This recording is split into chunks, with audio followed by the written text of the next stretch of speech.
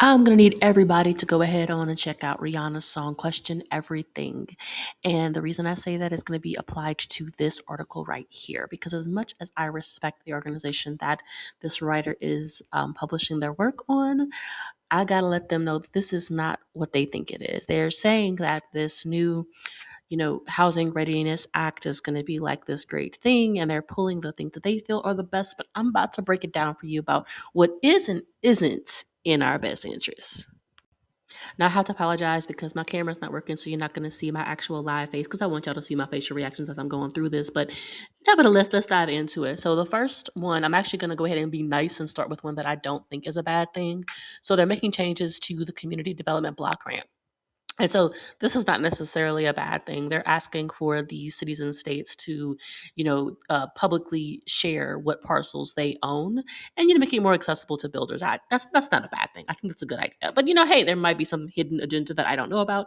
Drop a comment below if you know something I don't know. And here's the only other one that I felt okay about was the raise on the cap of bank public welfare investment. So essentially offering, an increase in tax credits for folks who are going ahead and go and building like the affordable housing, the low income housing, that kind of thing. And that's probably going to generate some more development in that space. So that sounds like a good thing on the surface level, right? Once again, let me know if y'all know different.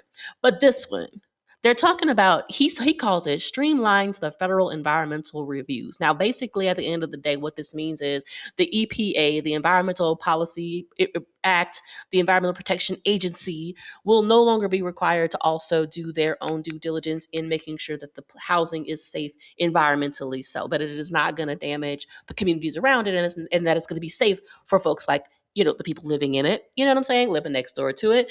And they're saying here, he claims that it's a good thing because it duplicates state and local things.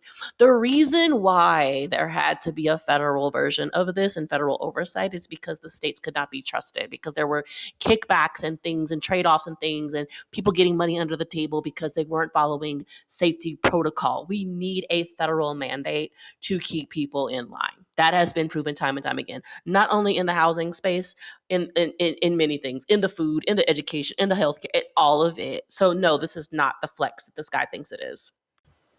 Now, this one right here really, really irritates the bejesus out of me because, especially because I'm one of the folks who lives and has grown up in a coastal region in Louisiana. And there are so many of us who are on a regular basis impacted by high winds, high rain, and a lot of these things, right?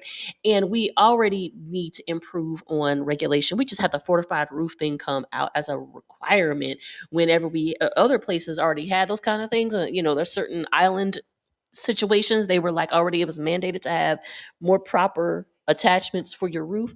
But this right here, they want to eliminate the requirement for a permanent chassis on a manufactured home. Now, this is all going to tie in together, right? Because they're talking about making more low income housing, more affordable housing, more housing units, tax credits and whatnot, blah blah blah. Manufactured homes tend to be cheaper to build and cheaper to implement. There's several companies out there who are trying to mass produce houses, right? This is all connected to that, right? And I don't have a problem with that if they're done properly, right? And so the requirement saying that you don't no longer have to put a permanent chassis, this is not safe because the chassis is a stronger support for a manufactured home. It prevents some of the sagging that can occur. It prevents the issues or reduces the risk of issues from high winds damaging the house because of how everything is strapped down and tied down to the permanent chassis and a whole other plethora of things, right? Just like your roofs should have roof straps to tie them down as well to keep things from getting damaged. So it's not the flex that he's making it seem to be, because you shouldn't reduce the safety protocol in order to create more housing. It's like let me build more of these entities that are dangerous just so I can say I built more. That's not how that goes. That's not smart. That's not, no. Now, this one right here starts off sounding like it's okay because it's talking about, additional funding and support and whatnot. But then it gets to this point where it's like, and you can build up to 6 stories and only have a single stair going up and down and not a double instead of a double. Well, here's the thing, right? How big is that single staircase?